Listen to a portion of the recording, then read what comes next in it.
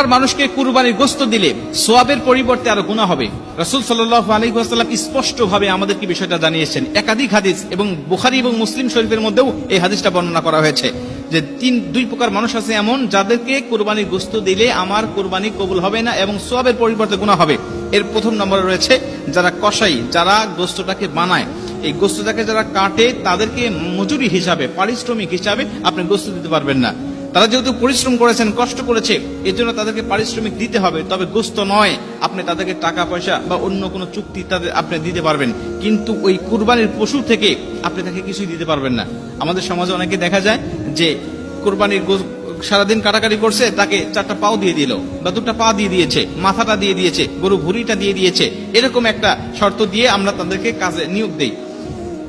আল্লাহ রাসূল সাল্লাল্লাহু আলাইহি ওয়াসাল্লাম বলছেন, লা ইউতা ওয়া লা ইউতা ইল্লা লিজাযারাতিহা শাইআ, পারিশ্রমিক হিসাবে তুমি কুরবানির গোশত তাকে